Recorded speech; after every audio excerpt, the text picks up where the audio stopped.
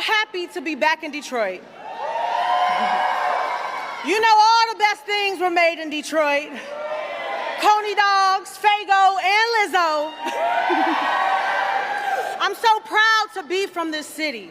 You know, they say if Kamala wins, then the whole country will be like Detroit.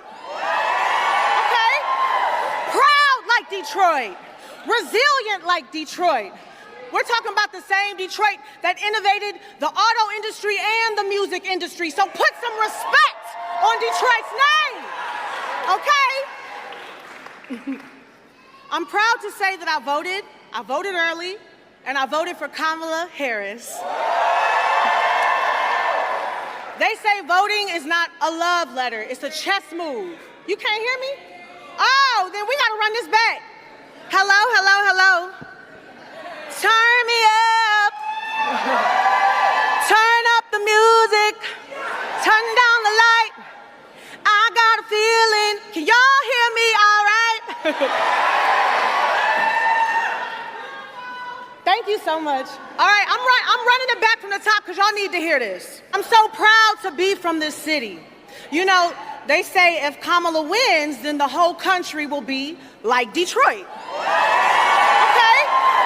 Proud like Detroit. The Democratic Party is continuing to do what they always do during election time.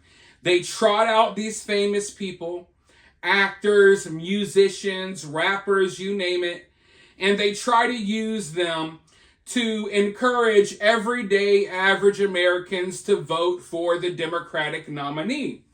Now, in the past, this was very effective. But in the modern day, in 2024, I don't think it has the effect that they think it has. In fact, I think that this backfires in many ways. I don't think there are many people out there, even people on the left, who are looking at Lizzo thinking, you know what, Lizzo just convinced me to vote for Kamala Harris. No, I don't think that's the case. In fact, I think most Americans absolutely despise Lizzo. I think that most Americans, regardless of your politics, when you see Lizzo, you're turned off. And I'm not saying because of her weight, but because of how she carries herself. And let's not forget the allegations.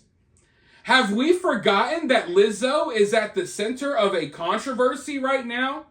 Have we forgotten that Lizzo is like the female Diddy according to the people close to her?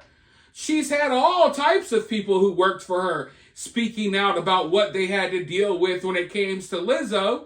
And there was never no closure to that controversy. Yet here she is. The Democratic Party that's all about believe all women, believe all victims. I guess no one cares about the victims of Lizzo.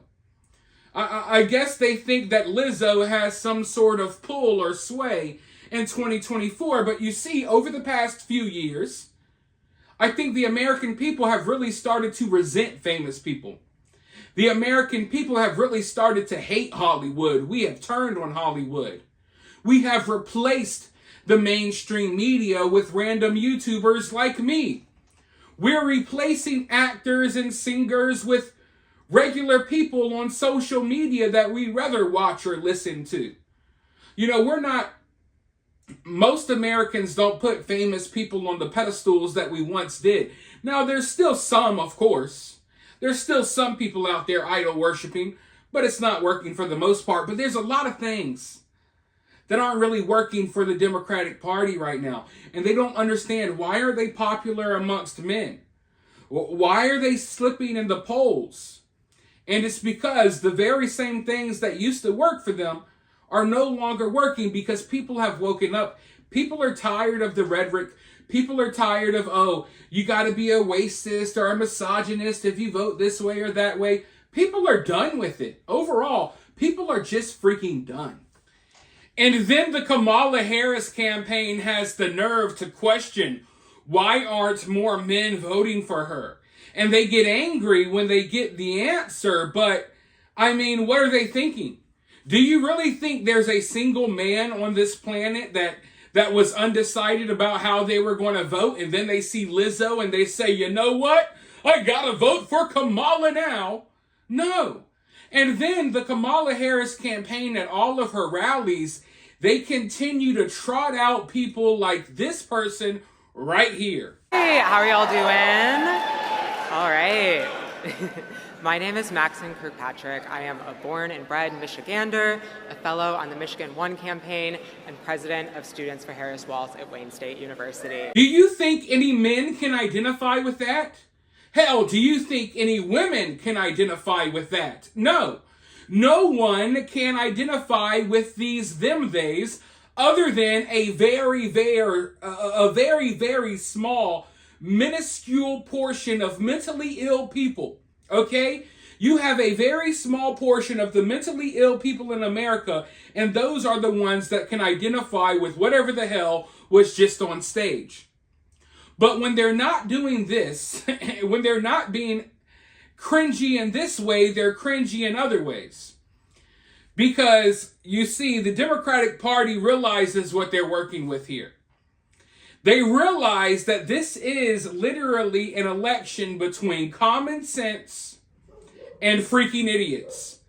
And I'm not trying to be that politically divisive where I say, hey, everyone who votes this way is an idiot, but it's kind of true, and at least in this election. And Kamala Harris and her campaign, they know it to be true, which is why they're running the election in the way that they are, which is why they're running this campaign in the way that they are. You can tune in to any of the rallies and they are talking to their voter base like children. At first, I thought that this was just Tim Walz's wife doing this, but now I see it's everyone. Everyone they bring out on stage, they don't talk to the people at these rallies, at these events, like they're normal human beings. They don't talk to them like they're their peers or elders. They talk to them like kindergartners.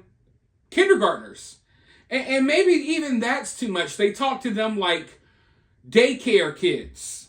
There's not even a learning structure to this. There's not even a school structure like with kindergarten. This is like daycare. That's all I can think of.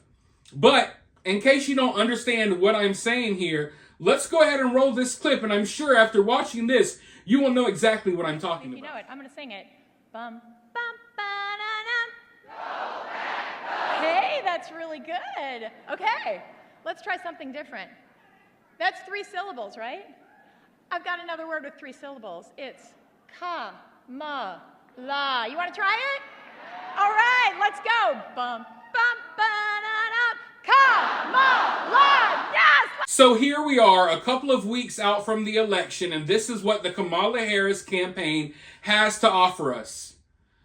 Lizzo, someone who has no business speaking about anything, she needs to get her own legal problems in order, right? So you got Lizzo, you got some of them, they, gender-confused freak that no one cares about, and then you got some lady talking to everyone like they're 4 years old. That's what the Kamala Harris campaign has to offer. A couple of weeks out from the election.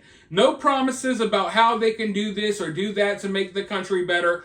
All just, hey, we're going to talk to you like your children. We're going to prance these gender-confused weirdos in front of your face, and then we'll have a fat lady sing at the end. It's crazy, but that's where we're at, folks. Let me know what you think about this down in the comments below. While you're down there, hit that thumbs up, hit that subscribe, ring that notification bell. And if you find yourself getting too worked up by all of this, remember, it's just political cinema.